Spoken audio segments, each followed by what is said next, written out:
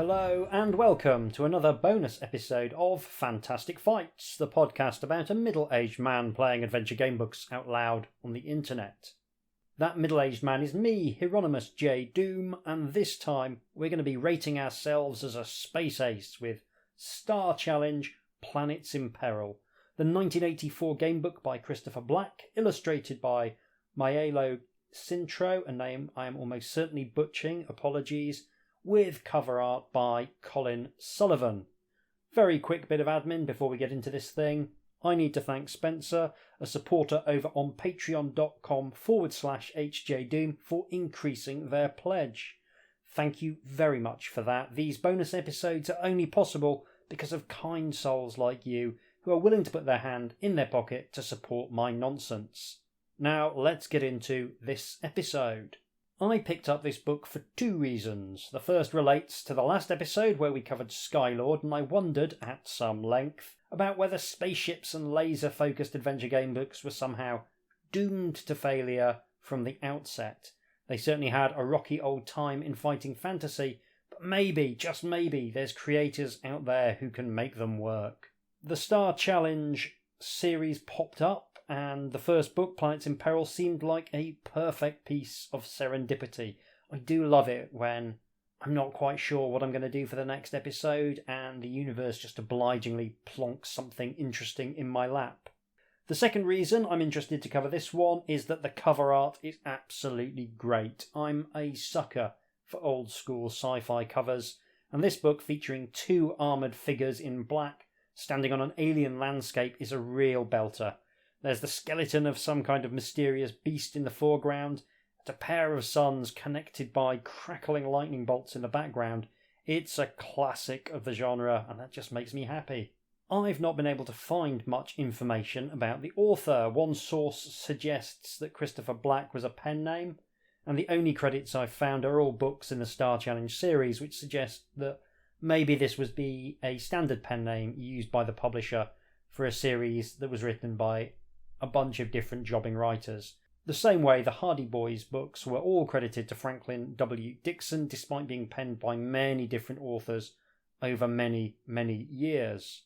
Maelo Cintron seems to have done a whole bunch of science fiction covers through the late 70s to early 90s, and seems like a safe pair of hands looking at his resume. Colin Sullivan, on the other hand, seems almost as elusive as Christopher Black. In an age where information on most people is extremely easy to come by, there's something slightly melancholy about looking back to an earlier time and realising that there's plenty of creators who will ultimately sink without trace, but that's just the reality of history. We think of ourselves as living in a time where everything gets recorded, but actually there's still plenty of stuff that falls through the gaps. Now, the Star Challenge books are closer to a choose-your-own-adventure book than to something like Fighting Fantasy, but they do have the unique gimmick of a scoring system, whereby the different endings are given a rating ranging from "Congratulations, you're a space ace," all the way down to "Go back to Space Academy." I'm excited to give this one a spin, so let's jump right into Planets in Peril. From the outset, I want to just read the intro page, because even though it's not going to be telling us anything we don't already know about how choose-your-own-adventure style books are played, I think it's just quite a nicely written example of the genre. So it opens with, "Red alert! You must not read this Star Challenge TM adventure in the ordinary human way. If you read the pages in order, the story will not compute. Instead, follow the directions on the bottom of each page. Everything will depend on the choices you make. Each choice can lead you to a different Star Challenge TM adventure. To help you along the way, you have a task operation robot model 2. Call him 2-Tor. That's 2, the number 2 dash TOR, or tutor, we could maybe pronounce it as. He can do amazing things, from warping you through space faster than the speed of light, to talking with you through your mind. Not sure I want a robot that can talk to me through my mind. I think that would feel a lot like a psychotic break with reality. Every time you and Tutor complete a mission, warp to page 115 to find out how you rate as a space ace. So there we go, and we will jump straight in to the adventure. There is a picture on the facing page of this introduction to our mission, and it shows a man dressed in, I can't believe it's not a Star Trek uniform, standing in front of some computers on which a space station or a satellite seems to be being displayed. I would describe the man as not actually having a mullet, but running the very serious risk that if he doesn't attend to his Barnet in fairly short order, he will just have entered full-on mullet territory. So a little sartorial jeopardy there just from the outset. Welcome aboard. The year is 2525. Isn't there a song about that? Yes, there is. It's a nice little psychedelic pop song which was covered to tremendous effect by goth rock superstars Fields of the Nephilim. Anyway, I digress. The year is 2525 AD, an age where mankind is moving out among the stars. You've just come aboard the space station Nebula, home of the peacekeeping and investigation branch of the Network of Worlds. That all in capitals. From this man-made satellite, you as a Nebula operative will go out into the galaxy taking care of trouble. The Nebula teleportation system can send you anywhere in the galaxy instantly. Or you can pilot your own space shuttlecraft, the Challenger. Ooh, dearie me, what year was the Challenger disaster? Is this pre-Challenger disaster? I really hope so. Yep, this is from 1984, and the tragedy that struck the Space Shuttle Challenger was January 1986. So it's only tasteless and worrying in retrospect. It wasn't at the time. If you need help at any time, feel free to send to the Nebula for reinforcements. Remember, the success or failure of your mission, not to mention your own survival, will depend on your choices. Successful Nebula operatives are people who can make quick, thoughtful decisions. So I can do one of those all of the time, and the other one some of the time. I cannot do both at the same time. Hurry! Captain Polaris needs you! So already it's kind of an interesting setup. I feel as though a teleporter that operates across a galactic scale would lead to all kinds of problems. I mean, the ability to just transport anyone or anything anywhere has a number of nightmarish military applications, I can't help but feel. Anyway, you enter the nerve centre of the Nebula and go up to the floating command chair, expecting to see Captain Polaris, but the chair is empty. Come over here, the captain orders. He's standing by one of the thousands of vid screens in the room. On the screen is a large space station against a background of stars. Recognise it? Polaris asks. The Cosmos Industrial Station, you say. We have intelligence that the Cosmos Station will be attacked by a battlecruiser Dark Star. Maybe you know of the cruiser's commander, Saipor Scarp, Polaris says. Ever since Scarp and his gang of galactic misfits emerged from the Thonex star cluster, they've destroyed 7 worlds. Why attack Cosmos, you ask? The station is developing a new person, the Graviton. You turn to Tutor. Information? Tutor's silvery voice recites. Research files classified, security level Q38 clearance. A click, then it goes on. Graviton increases planetary masses dramatically. Tests show a 98.3% chance that it will turn planets into black holes. Tough stuff, boss. A world-killing weapon, you gasp. Your job is to keep it out of Scarp's hands, Polaris says.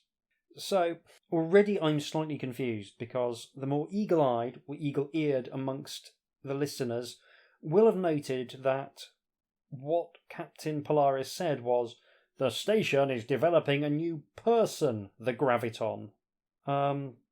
Whereas Tutor seems to indicate that it's not a person, but rather some kind of weapon. I suppose it could be a weapon and a person at the same time, but this already doesn't make a great deal of sense to me.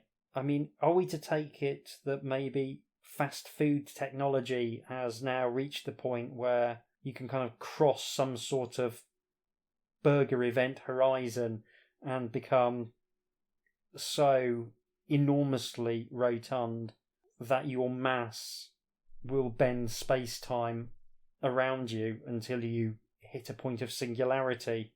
Or is it just an incredibly lackadaisical approach to both continuity and editing? I mean, it's the second one. It is definitely the second one. But it's nice to imagine the first one. You and Tutor rush to the teleportation room, where you get ready to beam out on priority clearance. Suddenly, a vid screen comes to life and Captain Polaris's face appears. Our deep space communications net has picked up a message. Mindor 6, the nearest planet to Cosmos, has been overrun. We have no other information. Maybe it's Scarp setting up an advanced base to attack Cosmos, you say? I wonder if we should check it out. Do you wish to walk directly to Cosmos, or would you rather take your shuttlecraft, the Challenger, and head for Mindor 6? Presumably I could warp to Mindor 6 if I wanted to, but it's not giving me that option. There is a picture of Captain Polaris looking stern on a vid screen. Decent enough, I would say. I think in general I would say that the art on this is at the high end of workmanlike. I think the guy clearly is a good illustrator, but presumably was working to a pretty strict deadline, so maybe needed to be kind of economical with how they approached the work. Anyway, I think we'll take the shuttlecraft to Mindor 6 because that seems to me to be a clue of sorts. It's addressed the shuttle issue. Warping to Mindor 6 would be faster, but you want to use the Challenger for this mission. You've just had her fitted with a tachyonic booster, and here's your chance to see how she'll handle at near light speed. So, I mean, she can handle all she wants, but unless Mindor 6 is incredibly close to Cosmos and indeed to the Nebula base, the journey is going to take probably in the order of years at near light speed. So, already the science not really stacking up. You and Tutor climb into your command seats, punch in the launch code, ignite the engines and blast. Soon the Nebula is far behind. The ship handles even better than you'd hoped. In 4 days you're parking in orbit over Mindor 6. And we're sent straight to the next section. Your high-resolution scans pick up signs of heavy fighting on the planet's surface. It must have been quite a battle, boss, Tutor whistles. I detect major damage. Where should we set down, you ask. 2 choices, replies Tutor. We can warp down to the old Capitol building. It's partly destroyed, but we may find some Mindor leaders there. They could tell us what happened. And the other choice? Far side of the planet, I pick up a huge amount of energy being generated. Something is definitely going on over there. There are actually illustrations for both of these pages. So there's a picture of the Challenger zooming through space and passing a moon. That's pretty cool. And there's a picture of our faceless protagonist, who is at least somewhat androgynous, staring out of a window at a planet, presumably Mindor 6. So I will say that they've not stinted on the artwork at all. There's really plenty of it. So do we go for the Capitol building or the unusual power source? Well, information is power, people have information. I'm going to go to the Capitol building. Leaving the ship in orbit, Tutor warps you down. You find yourself standing on the steps of what was once a beautiful Visi-steel and Marbleite building. Now it's a pile of twisted beams and smoking rubble. I detect a life form behind that pillar over there, boss. Tutor points a claw at a broken hunk of stone on the ruins of the Capitol steps. You set your micropulsar on stun. Then you shout in galactic interlanguage, which I am choosing to believe is Welsh. Come out, we mean you no harm. You see movement behind the pillar. A tall woman with bulging compound eyes steps out. She holds a large blaster pointed your way. She's a citizen of Mindor, says Tutor. I don't believe she'll harm us. No sooner has Tutor spoken than the woman raises her blaster. She fires off a round that just misses your head. Do you want to try and stun her, or do you want to hold your fire and convince her of your friendly intentions? Well, I'm a simple man. Someone shoots a blaster at my head, they're getting stunned. So, hopefully she won't come to permanent harm from a stunning. But even if she does, I mean, she did shoot me first. Sorry, but I can't take any chances. You fire off a round. The woman drops to the steps. When you come around, perhaps you'll be willing to talk, you say. An awful metallic rasp behind you makes you whip around. There stands a square-headed alien in an armoured battlesuit, his pulse gun pointed right at you. Oh no, you exclaim. That's what the woman shot at. She tried to save us and I knocked her out. You fire another round, but your pulsar is set for stun and the alien shakes off the blast. Then it's his turn. His pulse blast sends you and Tutor sprawling. You pass out, but before you do, you hear the same metallic rasp say, I'll take these two to Slee. He'll make sure that they never live to report what's going on here. On to the next section. You come to, finding yourself in a small white-walled room. It's very bright, but you can't find a light source. You shake your head to clear it, wondering how you got to this strange place. Hey, Tor. You look over at the robot. Where are we?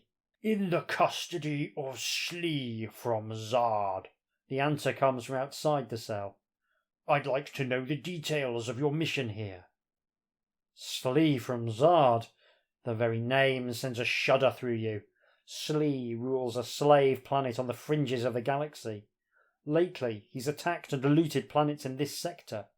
Nearly a dozen worlds have felt his wrath. He has no idea of mercy. If he rules Mindor, you're in deep trouble. A powerful, invisible force suddenly squeezes your head. You fear your skull may explode. I don't hear you talking, Slee hisses. Tell me the nebula's plans and I'll turn off the mind compressor. Quickly now, will you reveal Nebula's secrets, or do you want to test the limits of the mind compressor? I guess we'll test the limits of the mind compressor. There's something to tell your children about. Assuming you've still got the power of speech in later life after having your mind heavily compressed. The terrible force pressed down on your head with blinding pain. I'm a network operative. You'll not get a word out of me, Slee from Zard. Unfortunately, no one will ever get anything out of you ever again. The force increases pitilessly until you black out, never to awaken. Later, some may applaud your stand. They'd call you brave and defiant. Others are less generous. They would call your actions stupid and stubborn. You won't care. You'll never hear the praises or criticism. Zap. I think zap here being shorthand for you are dead. So that didn't go so well. Well, we've been recording for a whopping 23 minutes. So I guess we will invoke the sausagey finger bookmark rule and choose to talk instead of getting our mind well and truly compressed. Only fools would choose to have their heads squeezed flatter than a Raxian panworm, says Tutor. I'll talk, you shout. Just let us out. The wall before you slides up with a clang. You find yourself staring at the shining, scaly face of the fiendish Slee from Zard. Slee looks at your uniform, a smile slowly forming on his crooked bony lips. All right, Nebula spy, he says. Where is the data chip with your orders? There's a picture, and again, a slightly androgynous form, and again, the face of our character is not visible, which is a really nice little recurring motif. There's Slee from Zard, who has got a cloak and a moderately stupid hat. He doesn't look very reptile-y. He mostly just looks like a ticket inspector with a mild skin condition. You hold out a data chip in the palm of your hand. "Here it is," you say. "You'll find it quite detailed." But as Slee is about to snatch it from your hand, you let it drop to the floor. He bends down to pick the chip up, and you give him a chop across the back of the neck. The tyrant drops stunned to the floor of the cell. I always remember various TV shows from, I guess, the 60s, 70s, and early 80s, where you could knock someone out by a well-placed karate chop to the back of the neck. A technique which really doesn't appear to be a thing now. I mean, all knockouts in TV land are obviously playing fast and loose with the actual biology, because it's actually very hard to render someone unconscious through percussive force in a way that won't lead to significant health problems once they wake up. You've got a pretty good chance of concussing them or doing something equally bad to them. But I do remember with fondness things like Star Trek and Man from U.N.C.L.E., where, the old karate chop to the back of the neck was a completely harmless way of rendering someone unconscious. Before the tyrant comes to, you and Tutor locate the cell controls. You slam the door shut, trapping Slee inside. "Signal, Nebula, that Slee from Zard has been captured," you say. "Mindor 6 is free." So we've completed our mission. Wow. Short mission. So we report to the Nebula on page 115 to find out how we rate as a space ace. Okay, so there's quite a varying amount of points on offer. The minimum number of points you can get is 420. The maximum number you can get is 9,800,396. We have got 506,923 points, placing us in the second rank of Space Aces, which reads, "If Captain Polaris needs a second in command, he'll know where to look." I guess this is a series of incredibly brief adventures, effectively. That's kind of different. But that ends this playthrough, amazingly. I'll go away and delve into Star Challenge Planets in Peril in a little bit more detail and come back with some closing remarks. Tatty bye.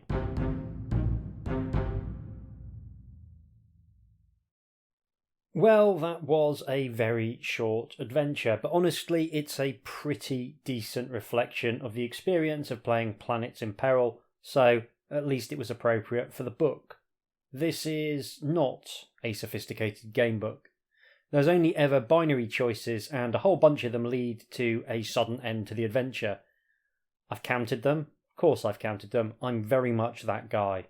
There are 17 pages which are an instant death, and a further 22 that are some form of successful end to your mission. That makes a grand total of 39 different endings. By the time you discount the full art pages, there's only 106 separate sections. When you subtract the 39 endings, that leaves only 67 sections for the adventure proper, and of course a number of these will send you straight to another section without allowing you to make any choice at all. So we're dealing with a very cramped design space. And yet, for me at least, it works surprisingly well. It's paced at a speed I would describe as frenzied.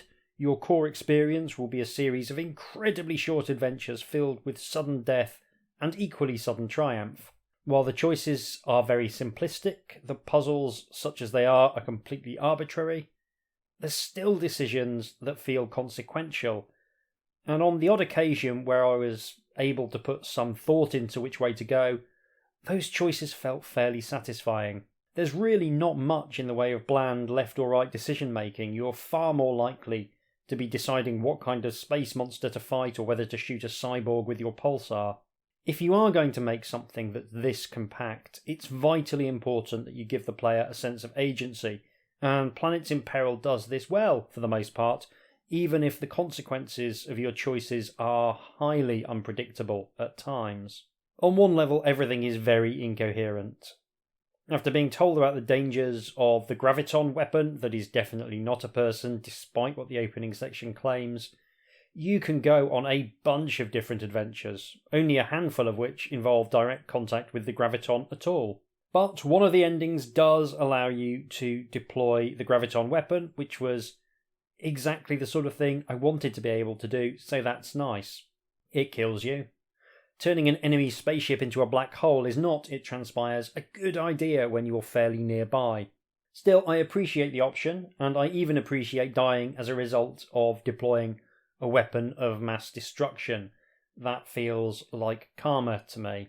And it gives this book a slightly more humanitarian feeling than Skylord, where there was a strong sense that the author was maybe a little bit too fond of hierarchies and authoritarianism. Here, there's a little bit more of a mad, anarchic undertone going, and I like that very much. In Planets of Peril, you are never far away from a faintly baffling demise, but you're also never far away from an equally baffling triumph, and the fact that there's more good endings than bad endings makes exploring the book feel like a pleasure more than a chore. Whether you're trying to actually find the graviton or simply rebuilding a mutant civilization on the other side of the galaxy, you can be sure of one thing: stuff will most definitely happen. A lot of stuff, just a bewildering amount of stuff. If you're not presenting the player with a vaguely fair challenge, then your gamebook lives and dies based on how interesting the situations are and how well the endings fit with those situations. Here I found the majority genuinely charming, and I went through the book enough times to find almost all the endings. I always enjoy finding out how books are structured, and the simple decisions make exploring this one completely relatively doable. There was still one set of endings where I had to work backwards to find out where the entrance to that particular chunk of story was, but having stuff that's hard to find is not a problem. And getting these sort of hints that there was this strange adventure that I just couldn't fathom how you would possibly get to really did give me the impetus to dive into this in significant detail. This is science fiction adventure as a kind of hallucinatory fever dream, and I think that's something that a lot of choose-your-own-adventure stories have, because the profusion of endings and the relatively short decision chains, it creates a sense of temporal dislocation, as if you're experiencing multiple universes more or less simultaneously. It's definitely not the same pleasure as beating a tough dungeon or finding a powerful magical item in a fighting fantasy book, but there's something about the reality warping effects of being sent on such a profusion of incredibly short journeys that I found very appealing. It helps that there is plenty of imagination on display. In 106 sections, you can visit 4 different planets, a space station, and an enemy battleship. You can tangle with a variety of baddies and meet a couple of friends. You can be teleported, shrunk down to the size of a microchip, and turned into an alien insect. You can fight slavers or face off against a man determined to gain superpowers by siphoning off your droid's energy. There's just all kinds of gibberish happening, and often making only fragmentary sense at best, but nothing sticks around for long enough that the illogic of the situation gets tiresome. And there's a good lesson here. The wild and wacky works best when you keep the pace up. It's what you might call the Lewis Carroll effect. Alice's adventures are a series of short vignettes, none of which outstay their welcome. Slow burn surrealism is a much harder thing to do than something with real energy. And I think it's telling that I enjoy surreal short stories a lot more than I enjoy surreal novels. It's definitely possible to do lengthy novels with a surrealistic quality, but you're setting yourself a big challenge. Planets in Peril is full of energy and it's throwing so much stuff at the wall. I always appreciate a writer who is willing to throw out so many fun ideas at once. Writers have a tendency to try and hoard the good stuff to get as much mileage as they can out of it. but Planets in Peril feels as though it's about 3 gamebooks crammed into a space that's really barely big enough for one. Looking back at the Transformers books we did a few episodes ago, they would probably have benefited from this kind of pacing and structure where there's just lots of things happening, especially the Dinobot one that felt very plodding. The inclusion of Tor, the robot, to give you someone to bounce off and someone who can deliver additional information, that's also a really good idea. The droid is genuinely a pretty good NPC. It fades easily into the background when it's not needed, and it's somewhat amusing to me to see one of the hardest things to do in gamebooks, a constant companion, delivered so well and so naturally when I've seen so many better creators struggle with them. I think a sidekick is a very useful thing for a science fiction story. They can tell the players things that your character already knows in a way that usually feels more enjoyable than the simple info dump. Aside from the many endings, the other thing that encourages replayability is the scoring system. This is both a clever idea to push people to try again and also completely bonkers. There's very little rhyme or reason to which endings score high and which score low, and it's certainly hard to envisage how the best good ending is 23,000 times better than the worst good ending. It almost feels like a satire of capitalism, whereby the rewards of your labour are scarcely related to the actual value of the labour you've undertaken, but that could just be my inner anarchist speaking. It would be quite fun to do a game book where your rewards are doled out based not on your actual accomplishments, but where you've managed to ascend to in some nonsense hierarchy. Even though I recognise that the scoring is pure madness, I still felt pleased with myself when I managed to find the best scoring ending, so it's clearly pushing the reward button in my brain, despite me intellectually knowing that it makes no sense. I mean, the stupid thinking ham is stupid. News at 11. It is genuinely terrifying to me how easy it is to manipulate the human mind. The art is solid throughout. It's simple stuff, but the publishers have been very generous with it, so there's loads of small illustrations as well as some larger ones. Art is one of those things that really helps a gamebook stand out, and particularly in the 80s, you couldn't do video game graphics that were as good as a traditional illustration. That's not a criticism of early video game graphics, by the way. I think there's a real beauty to early video games, but it's a very different form of art at that point. Art was always something that separated gamebooks from more text-based adventure games, and here the prose is so sparse that the art does a great deal of heavy lifting. It's a real asset to the book, and if I were ever in the position to be commissioning art for a gamebook, I think this would be a good reference point for how to do a lot of simple but effective artwork that elevates without being intrusive. Now, my absolute preference is for artists who bring a definite style that gives the book a unique aesthetic, but in purely mechanical terms, this is hitting the brief really well. There's also some skill in the depiction of our protagonist. It's never entirely clear whether the person in the picture is male or female. They're definitely youthful, but there is this androgyny to them, which would allow both boys and girls to imagine that the character was them. It's really cleverly done. Alternatively, of course, you could read the protagonist as non-binary, which is very cool for a story written well before that was a widespread term. It's not perfect, the character is fairly obviously coded as white, but it's nice to see an attempt at inclusion which also allows your character to be repeatedly represented in the artwork. Now, there are some issues with the science, obviously.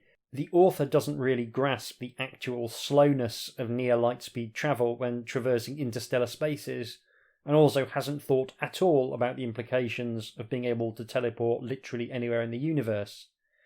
There's also more than a few errors that a decent editor really should have picked up. It was clearly written and edited in a hurry, but I'm kind of okay with gently ludicrous science in older science fiction. It feels like something emblematic of a more innocent age in some ways.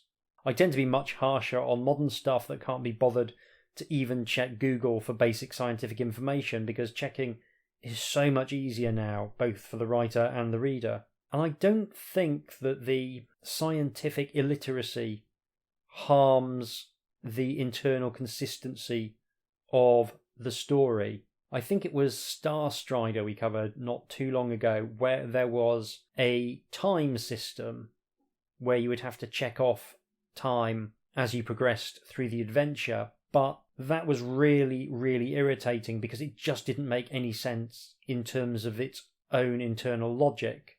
Here, the internal logic doesn't make a great deal of sense, but it is at least consistent in feel and consistently applied.